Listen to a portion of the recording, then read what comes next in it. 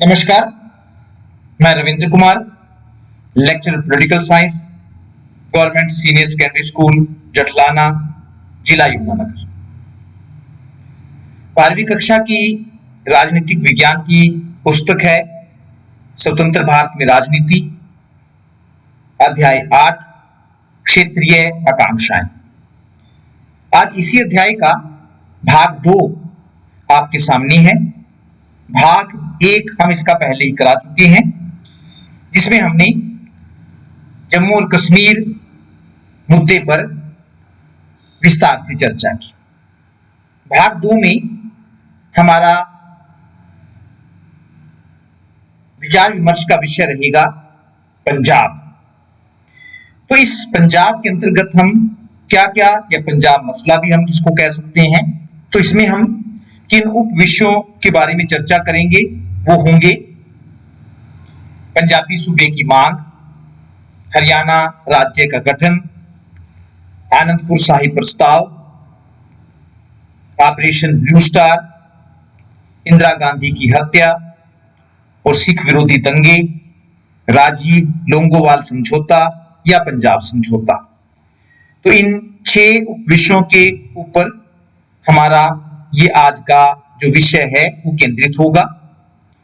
1947 से पहले जब भारत का विभाजन नहीं हुआ था तो पंजाब एक बड़ा प्रांत होता था जिसकी राजधानी लाहौर थी। चित्र आप देख रहे हैं, ये 1947 से पहले का है। माउस के द्वारा दिखाया गया है कि किस तरह से 1947 से पहले का पंजाब। 1947 में जब भारत का विभाजन हुआ था तो उस समय पंजाब का भी विभाजन हुआ था। पंजाब का 58% हिस्सा पश्चिमी पाकिस्तान में चला गया और 42% हिस्सा भारत में आ गया। 58% हिस्सा पश्चिमी पाकिस्तान में चला गया और 42% हिस्सा भारत में आ गया। विभाजन के बाद भारत वाले पंजाब को पूर्वी पंजाब कहा जाने लगा और पाकिस्तान वाले पंजाब को पश्चिमी पंजाब कहा जाने लगा। चित्र आप देख रहे हैं 1947 से पहले का। तो ये बीच में से विभाजन रेखा खींची गई है। एक बड़ा प्रांत होता था, तो जो पंजाब का हिस्सा पाकिस्तान में चला गया वो पश्चिमी पाकिस्तान बन गया और पंजाब का जो हिस्सा भारत के हिस्से में आया वो पूर्वी पंजाब बन गया। विभाजन से पहले पंजाब में 29 जिले होते थे। ये पूरा का पूरा पंजाब आप देख रहे हैं बंटवारे से पहले का। तो उस समय जो पंजाब होता था, जब विभाजन नहीं हुआ था, तो पंजाब में 29 जिले होते थे। लेकिन विभाजन के बाद 16 जिले पाकिस्तान में चले गए और 13 जिले भारत को मिले, क्योंकि 58% हिस्सा पाकिस्तान में चला गया था और 42% हिस्सा हमें मिला था। इसलिए 16 जिले जो थे वो पाकिस्तान में चले गए और 13 जिले भारत को मिले। भारत को मिले जिले थे अमृतसर, गुरदासपुर, जालंधर, होशियारपुर, लुधियाना, फिरोजपुर, अंबाला, करनाल, रोहतक, हिसार, गुड़गांव, कांगड़ा और शिमला।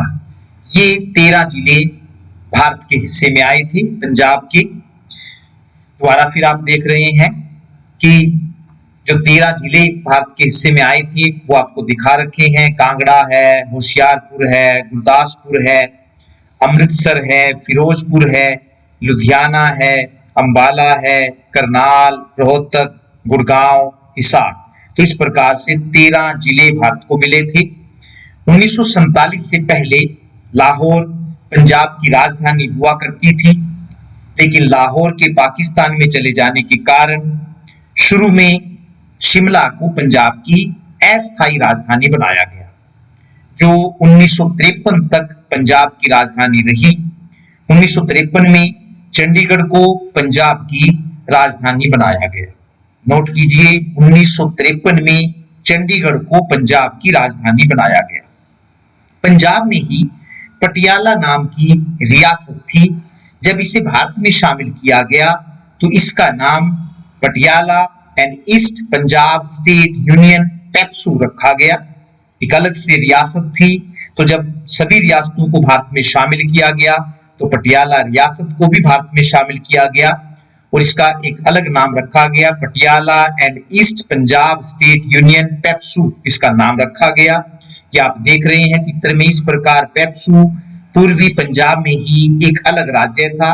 ये जो आप माउस के जरिए देख रहे हैं, ये पंजाब भारत के हिस्से में आया था और पंजाब में ही एक रियासत थी जिसे बाद में भारत में शामिल कर लिया गया और वो उसको हम पटियाला रियासत कहते थे और बाद में उसका नाम पेप्सू नाम से एक अलग राज्य बनाकर उसको भारत में शामिल कर दिया गया। तो ये आप माउस के जरिए आप देख रहे हैं, कर्सर के जरिए पटियाला रियासत को। तो इस प्रकार पेप्सू पूर्वी पंजाब में ही एक अलग राज्य था। 15 जुलाई 1948 को इसने अलग राज्य के रूप में काम करना शुरू किया। पेप्सू राज्य में 8 जिले थे, पर पंजाब में ये पंजाब से अलग थे। पंजाब में 13 जिले थे, लेकिन जब पेप्सू को भारत में मिलाया गया तो इसमें 8 जिले थे, पटियाला, नाभा, जींद, कपूरथला, फरीदकोट, मलेरकोटला, कलसिया और नालागढ़। इस प्रकार उसमें 8 जिले पेप्सू में आते थे। 1956 में जब राज्यों का पुनर्गठन किया गया तो पेप्सू को पंजाब में शामिल कर दिया गया और पूर्वी पंजाब को पंजाब कहा जाने लगा। ये आप देख रहे हैं चित्र दोबारा फिर कि ये 1951 का पंजाब है पेप्सू, इसमें एक अलग आप राज्य देख रहे हैं। पंजाब में ही एक अलग राज्य था, ये रियासत थी, बाद में जब इसको मिलाया गया तो इसको अलग से राज्य का दर्जा दे दिया गया। 1954 में आप देख रहे हैं, लेकिन 1956 में जब राज्यों का पुनर्गठन किया गया तो इसे पंजाब में मिला दिया गया और जिसको हम पूर्वी पंजाब कहते थे उसका नाम बदलकर पंजाब कर दिया गया। पंजाब का जो हिस्सा पाकिस्तान में चला गया था, वहां से भारी संख्या में हिंदू और सिख इस राज्य में आए थे। इससे इस राज्य की सामाजिक बनावट में पहली बार बड़ा भारी परिवर्तन हुआ था। 1920 में कांग्रेस के नागपुर अधिवेशन में यह कहा गया था कि स्वतंत्र भारत में राज्यों का पुनर्गठन भाषा के आधार पर किया जाएगा। अतः जब देश स्वतंत्र हुआ तो भाषा के आधार पर राज्यों का पुनर्गठन करने की मांग उठने लगी। ऐसी ही मांग पंजाब में भी उठी, क्योंकि देश के सभी भागों में ये मांग उठ रही थी कि राज्यों का पुनर्गठन भाषा के आधार पर किया जाना चाहिए। तो ऐसी ही मांग पंजाब में भी उठी। यहाँ अकाली दल ने मास्टर तारा सिंह के नेतृत्व में पंजाबी भाषी इलाकों के लिए अलग से पंजाबी सूबा या राज्य बनाने की मांग उठाई। जब भाषा के आधार पर राज्यों का पुनर्गठन करने की मांग ने जोर पकड़ा तो 1953 में केंद्र सरकार द्वारा राज्य पुनर्गठन आयोग की स्थापना की गई।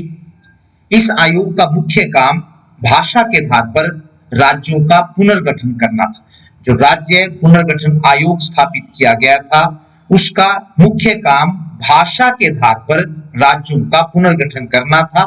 अकाली दल ने पंजाबी सूबे की अपनी मांग को राज्य पुनर्गठन आयोग के सामने भी रखा, लेकिन जिस प्रकार अकाली दल पंजाबी सूबे की मांग कर रहा था, उसी प्रकार विरोधी दल और खासकर भारतीय जनसंघ महापंजाब की मांग कर रहा था, अर्थात पंजाब को एक बनाए रखने की मांग कर रहा था। इसलिए राज्य पुनर्गठन आयोग ने अकाली दल की पंजाबी सूबे की मांग को स्वीकार नहीं किया। आयोग का कहना था कि पंजाबी सूबे की मांग पूरे पंजाब के लोगों की नहीं है, बल्कि कुछ गिने चुने लोगों की ही है। इस प्रकार राज्य पुनर्गठन आयोग ने जो पंजाबी सूबा बनाने की मांग थी उसको स्वीकार नहीं किया। 1955 में आयोग ने अपनी रिपोर्ट में केंद्र सरकार के सामने पेश की। इस रिपोर्ट में भाषा के आधार पर 14 राज्यों और 6 केंद्र शासित प्रदेशों का गठन करने की सिफारिश की। 1955 में राज्य पुनर्गठन आयोग ने अपनी रिपोर्ट केंद्र सरकार के सामने पेश की, जिसमें 14 राज्यों व 6 केंद्र शासित प्रदेशों का गठन करने की सिफारिश की। 1 नवंबर 1956 में केंद्र सरकार ने राज्य पुनर्गठन आयोग की रिपोर्ट को लागू कर दिया और भाषा के आधार पर 14 राज्यों व 6 केंद्र शासित प्रदेशों का गठन किया। लेकिन पंजाब का गठन भाषा के आधार पर नहीं किया गया। ये 1956 में जब 14 राज्यों का गठन किया गया तो पंजाब का गठन भाषा के आधार पर नहीं किया गया। 1956 में जो 14 राज्य बनाए गए थे वो आप अपने स्क्रीन पर देख रहे हैं। वहां पर पंजाब का जो पंजाबी सूबा वो बनाना चाहते थे, उस मांग को स्वीकार नहीं किया गया था। जब अकाली दल की पंजाबी सूबे की मांग स्वीकार नहीं की गई तो उसने केंद्र सरकार पर आरोप लगाया कि वह पंजाबी भाषी लोगों के साथ भेदभाव कर रही है। अतः अपनी मांग को मनवाने के लिए 1960 के दशक में पंजाबी सूबे की मांग को लेकर एक जबरदस्त आंदोलन चलाया गया। जब आंदोलन ने जोर पकड़ा तो केंद्र सरकार ने 1 नवंबर 1966 को भाषा के आधार पर पंजाब का पुनर्गठन कर दिया। पंजाबी भाषी क्षेत्रों को मिलाकर पंजाब का निर्माण किया गया और हिंदी भाषी क्षेत्रों को मिलाकर हरियाणा का निर्माण किया गया। तो इस प्रकार हरियाणा जो है 1 नवंबर 1966 को अस्तित्व में आया। ये आप चित्र देख रहे हैं।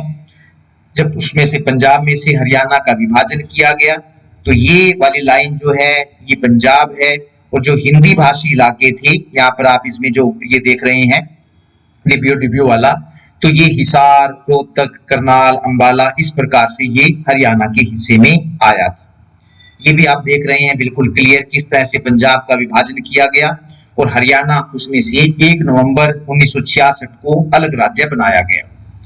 इस प्रकार 1 नवंबर 1966 को जब पंजाब का विभाजन करके हरियाणा राज्य का गठन किया गया तो पंजाब को 11 जिले मिले तथा हरियाणा को 7 जिले मिले। हरियाणा को मिले 7 जिलों के नाम इस प्रकार थे: अंबाला, करनाल, जींद, रोहतक, गुड़गांव, महेंद्रगढ़ और हिसार। ये 7 जिले जो थे 1966 में जब पंजाब का विभाजन करके हरियाणा बनाया गया था तो हरियाणा को मिले थे। लेकिन वर्तमान समय में हरियाणा में 22 जिले हैं। पंजाब का पुनर्गठन होने के बाद सिख समुदाय पंजाब में बहुसंख्यक हो गया।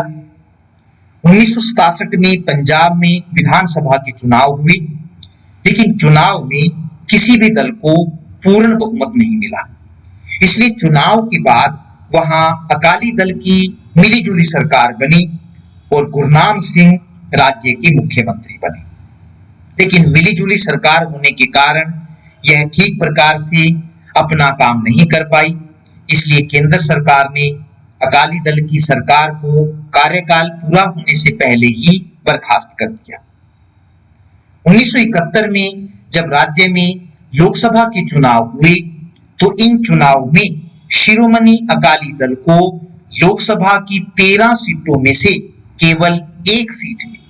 यानी कि शिरोमणि अकाली दल या अकाली दल जिसने पंजाबी सूबे की मांग को लेकर आंदोलन चलाया था तो वहां वो सरकार नहीं बना पाई थी। 1971 में जब लोकसभा के चुनाव हुए और जिस पंजाब में लोकसभा की 13 सीटें थी वहां पर सिर्फ उसको 1 सीट मिली थी। इसी प्रकार मार्च 1972 में जब राज्य विधानसभा के चुनाव हुए तो विधानसभा की 104 सीटों में से शिरोमणि अकाली दल को केवल 24 सीटें मिली, जबकि दूसरी ओर कांग्रेस को 66 सीटें मिली और राज्य में कांग्रेस की सरकार बनी और ज्ञानी जैल सिंह पंजाब के मुख्यमंत्री बने। ये वही ज्ञानी जैल सिंह हैं जो बाद में भारत के राष्ट्रपति बने। लोकसभा और विधानसभा के चुनाव में मिली हार से शिरोमणि अकाली दल ने यह अनुभव किया कि पंजाब में उनकी स्थिति डामाडोल है। अतः अपनी स्थिति को मजबूत बनाने के लिए शिरोमणि अकाली दल ने पंजाब के लिए अधिक स्वायत्तता की मांग की और 1972 में 12 सदस्यों की एक समिति गठित की। जब उनको लगा कि पंजाब में उनकी स्थिति डामाडोल है तो उन्होंने राज्य के लिए अधिक स्वायत्तता की मांग की और ये पता लगाने के लिए कैसे वो स्वायत्तता दी जा सकती है 1972 में 12 सदस्यों की एक समिति गठित की। बाद में इस 12 सदस्य समिति ने ही कुछ मांगों को लेकर एक प्रस्ताव तैयार किया जिसे आनंदपुर साहिब प्रस्ताव कहते हैं। अब आनंदपुर साहिब प्रस्ताव 1973 क्या था ये जानना जरूरी है। आनंदपुर साहिब प्रस्ताव 1973 क्या था? आनंदपुर साहिब कहां पर है पहले ये जानना जरूरी है, क्योंकि आनंदपुर साहिब में ही ये प्रस्ताव पास किया गया था, तो पहले उस जगह को जान लेना जरूरी है। आनंदपुर साहिब पंजाब राज्य के रूपनगर जिले में स्थित एक ऐतिहासिक नगर है। इसकी स्थापना सिखों के 9वें गुरु तेग बहादुर जी ने 1665 में की थी। यहीं पर सिखों के 10वें गुरु गुरु गोबिंद सिंह जी ने 1699 में खालसा पंथ की स्थापना की थी। यहीं पर केसगढ़ साहिब गुरुद्वारा है जो सिख धर्म के 5 तख्तों में से एक है। तो अनंतपुर जो है वो सिखों का एक धार्मिक स्थान है। केसगढ़ साहिब गुरुद्वारा आप देख रहे हैं अपनी स्क्रीन पर, अनंतपुर साहिब में है ये। अक्टूबर 1973 में शिरोमणि अकाली दल ने आनंदपुर साहिब में अपनी नीतियों और कार्यक्रमों के बारे में एक विस्तृत प्रस्ताव पेश किया। इसे ही आनंदपुर साहिब प्रस्ताव के नाम से जाना जाता। अक्टूबर 1973 में जो शिरोमणि अकाली दल ने 12 सदस्यों की समिति स्थापित की थी, उसने अपनी नीतियों और कार्यक्रमों को लेकर एक प्रस्ताव पेश किया जिसे आनंदपुर साहिब प्रस्ताव के नाम से जाना जाता है। इस प्रस्ताव में निम्नलिखित बातें कही गई थी।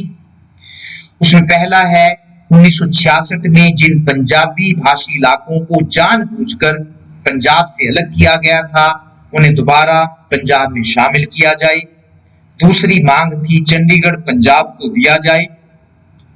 तीसरी, शक्तियों का विकेंद्रीकरण किया जाए, अर्थात राज्यों को शक्तियां बांटी जाए। राज्यों के मामले में केंद्र का नियंत्रण केवल रक्षा, विदेशी मामलों, डाक तार, रेलवे तथा मुद्रा तक सीमित होना चाहिए। बाकी सभी मामले राज्य सरकारों को सौंप दिए जाने चाहिए। चौथी जो मांग थी, जितने भी सिख पंजाब से बाहर रहते हैं उनकी सुरक्षा की पूरी व्यवस्था की जाए। पांचवी मांग थी, भारत में स्थित सभी गुरुद्वारों को शिरोमणि गुरुद्वारा प्रबंधक कमेटी SGPC इसको कहते हैं के अधीन लाने के लिए all India Gurdwara act pass किया जाए। पाकिस्तान में स्थित गुरु नानक देव जी के जन्म स्थान तलवंडी साहिब उसको कहते हैं तथा अन्य गुरुद्वारों में जाने की सिखों को अनुमति दी जाए। सातवीं मांग थी, तीनों सेनाओं की नौकरियों में सिखों के लिए स्थान आरक्षित किए जाएं। आठवीं मांग थी, फसल की लागत के आधार पर उसकी कीमत तय की जाए और कीमत तय करने का अधिकार केंद्र सरकार को नहीं बल्कि राज्य सरकार को दिया जाए। नौवीं मांग थी, सभी मूलभूत उद्योगों को सार्वजनिक क्षेत्र के नियंत्रण में लाया जाए। और 10 नंबर पर था, सभी उपभोक्ता उद्योग जो आवश्यक वस्तुओं की आपूर्ति करते हैं उनका राष्ट्रीयकरण किया जाए।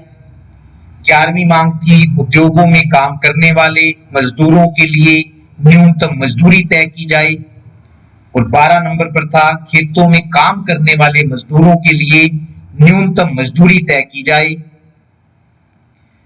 13वीं मांग थी, पंजाब के पड़ोसी राज्यों जैसे हरियाणा, हिमाचल प्रदेश, राजस्थान और दिल्ली में पंजाबी भाषा को दूसरी भाषा का दर्जा दिया जाए। इस प्रकार यह कहा जा सकता है कि आनंदपुर साहिब प्रस्ताव की मांगों में केंद्र राज्य संबंधों को फिर से परिभाषित करने की बात कही गई थी। इसके अलावा इस प्रस्ताव में सिख कौम की आकांक्षाओं पर जोर देते हुए सिखों के बोलबाले या वर्चस्व का भी ऐलान किया गया था। अतः आनंदपुर साहिब प्रस्ताव के बाद पंजाब की राजनीति में भारी बदलाव आया।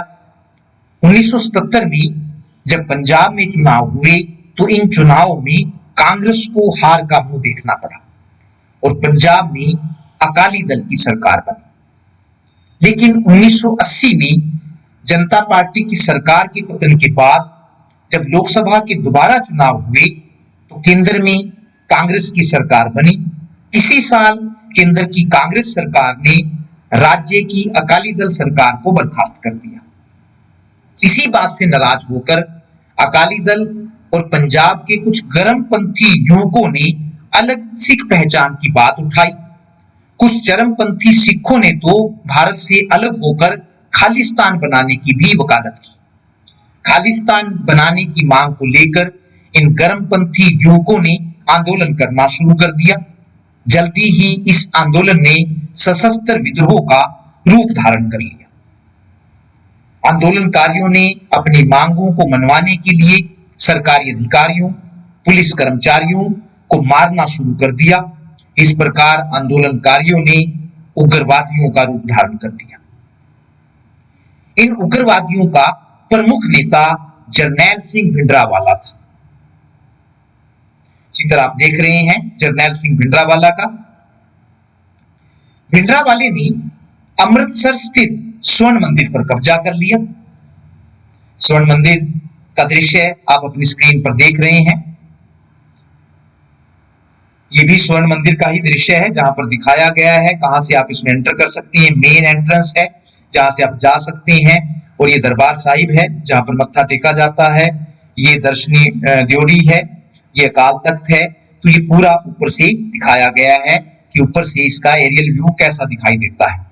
स्वर्ण मंदिर पर कब्जा करने के बाद भिंडरावाले ने वहां से आतंकवादी गतिविधियों को चलाना शुरू कर दिया। इससे पूरे पंजाब में अशांति फैल गई। केंद्र सरकार के पास उग्रवादियों को स्वर्ण मंदिर से निकालने के लिए सैनिक कार्यवाही के अलावा और कोई रास्ता नहीं था। अतः 4 जून 1984 को स्वर्ण मंदिर को सेना के हवाले कर दिया गया। ऑपरेशन ब्लू स्टार जून 1984 क्या था इसके बारे में बताया गया है। सेना ने स्वर्ण मंदिर से उग्रवादियों को निकालने के लिए जो सैनिक अभियान चलाया उसे ऑपरेशन ब्लू स्टार का नाम दिया गया। यह ऑपरेशन ब्लू स्टार 4 जून 1984 को यह ऑपरेशन चला था और 6 जून 1984 को यह ऑपरेशन खत्म हुआ।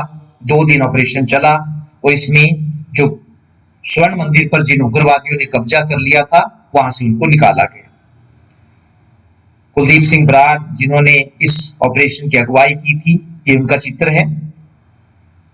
इस सैनिक कार्यवाही में सेना ने भिंडरावाले और उग्रवादियों को तो मार गिराया, लेकिन इस सैनिक कार्यवाही से स्वर्ण मंदिर को काफी नुकसान पहुंचा, जिससे सिखों की भावनाओं को गहरी चोट लगी। भारत और भारत से बाहर बसे अधिकतर सिखों ने इस सैनिक कार्यवाही को अपने धर्म और विश्वास पर हमला माना। इन बातों से उग्रवादी बदला लेने की सोचने लगे।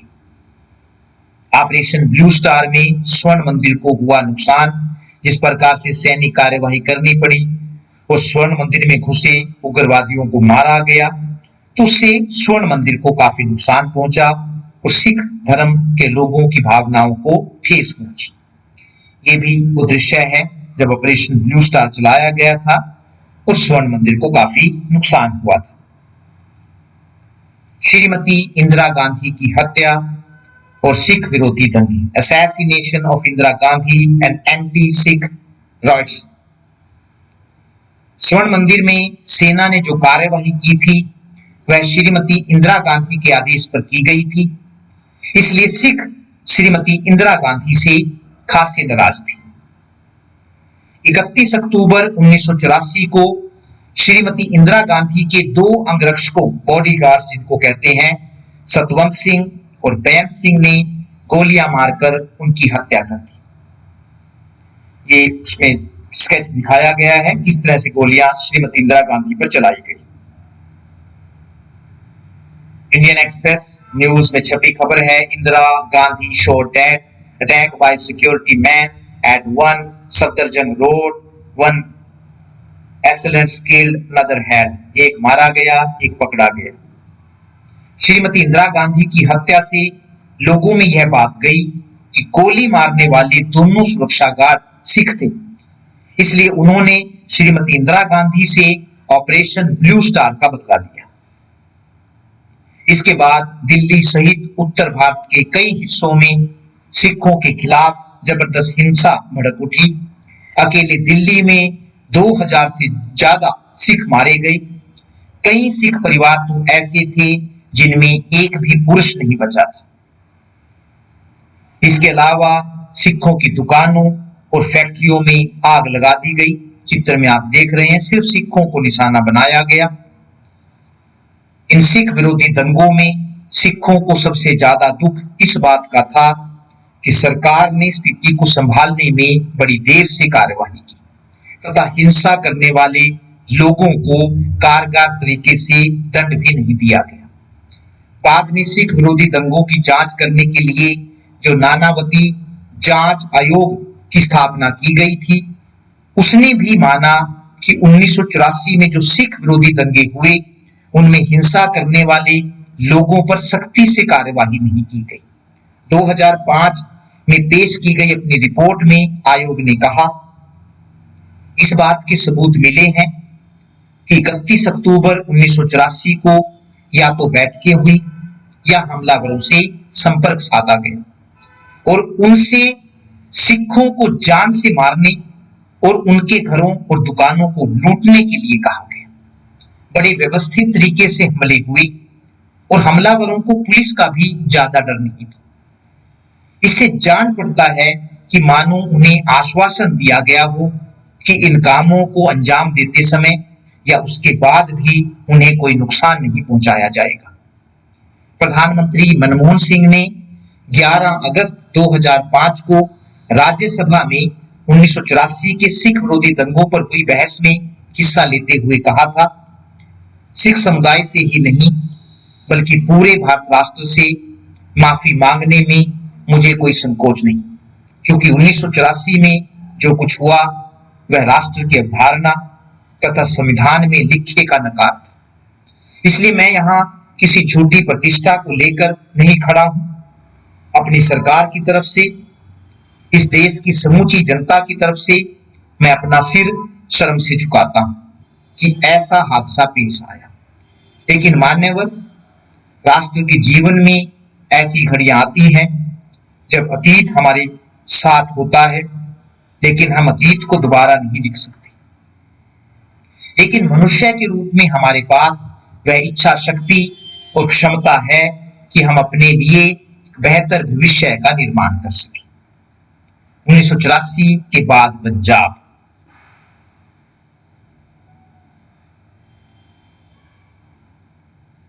श्रीमती इंदिरा गांधी की हत्या के बाद दिसंबर 1984 में लोकसभा के चुनाव करवाए गए। इन चुनाव में कांग्रेस को भारी सफलता मिली और राजीव गांधी देश के प्रधानमंत्री बने। प्रधानमंत्री बनने के बाद उन्होंने देश में आंतरिक शांति व्यवस्था स्थापित करने के लिए देश के विभिन्न भागों में कार्यरत अलगाववादी संगठनों से बातचीत करनी शुरू की। इसी उद्देश्य से उन्होंने अकाली दल के नेताओं से भी बातचीत की। इस बातचीत के परिणाम स्वरूप 24 जुलाई 1985 को, नोट कीजिए, 24 जुलाई 1985 को अकाली दल के तत्कालीन अध्यक्ष हरचंद सिंह लोंगोवाल और राजीव गांधी के बीच एक समझौता हुआ, जिसे राजीव गांधी लोंगोवाल समझौता या पंजाब समझौता कहा जाता है। राजीव गांधी लोंगोवाल समझौता या पंजाब समझौता, दोनों नेताओं के चित्र आप अपनी स्क्रीन पर देख रहे हैं। यह समझौता पंजाब में अमन चैन कायम करने की दिशा में एक महत्वपूर्ण कदम था। इस समझौते में निम्नलिखित बातें कही गई थी। पहली थी, चंडीगढ़ पंजाब को दिया जाएगा। दूसरी जो शर्त थी, पंजाब तथा हरियाणा के बीच सीमा विवाद को सुलझाने के लिए एक अलग आयोग की स्थापना की जाएगी तथा पंजाबी भाषी क्षेत्र पंजाब को सौंपे जाएंगे। तीसरी शर्त थी कि पंजाब, हरियाणा और राजस्थान के बीच रावी ब्यास के पानी के बंटवारे को सुलझाने के लिए एक ट्रिब्यूनल या फिर जिसको हम कहते हैं न्यायाधिकरण की स्थापना की जाएगी। चौथी शर्त थी, केंद्र सरकार पंजाब में उग्रवाद से प्रभावित लोगों को मुआवजा देगी और उनके साथ बेहतर सलूक करेगी। 5वीं शर्त थी कि पंजाब में लागू किए गए विशेष सुरक्षा बल अधिनियम को वापस लिया जाएगा। लेकिन इस समझौते के बाद भी पंजाब में अमन चैन कायम नहीं हुआ। समझौते के बाद हरचंद सिंह लोंगोवाल की हत्या कर दी गई। हिंसा का यह चक्कर लगभग 1 दशक या 10 साल तक चलता रहा। उग्रवादी हिंसा को दबाने के लिए कठोर कार्यवाही करनी पड़ी, जिसमें मानवाधिकार का व्यापक उल्लंघन हुआ। कई बार पुलिस की ओर से भी ज्यादतियां हुई। केंद्र सरकार को राज्य में राष्ट्रपति शासन लागू करना पड़ा, जिससे राज्य में राजनीतिक और चुनावी प्रक्रिया बाधित हुई। हिंसा के इस माहौल में राजनीतिक प्रक्रिया को फिर से पटरी पर लाना आसान नहीं था, लेकिन फिर भी सुरक्षा बलों ने पंजाब में उग्रवाद को दबा दिया। लेकिन पंजाब के लोगों ने, फिर चाहे वो सिख हो या हिंदू, इस दौरान अनेक दुख उठाए। 1997 में पंजाब में विधानसभा के चुनाव करवाए गए। इन चुनाव के बाद वहां अकाली दल बादल और भाजपा भारतीय जनता पार्टी की मिलीजुली सरकार बनी। उग्रवाद की समाप्ति के बाद यह पंजाब का पहला चुनाव था। इसके बाद से वहां राजनीति अब धर्मनिरपेक्षता के रास्ते पर चल पड़ी है। हालांकि धार्मिक पहचान यहाँ की जनता की अभी भी प्रमुख मांग बनी हुई है। अलग सिख पहचान की जो मांग है वो अभी भी सिख उठाते रहते हैं। धन्यवाद, नमस्कार।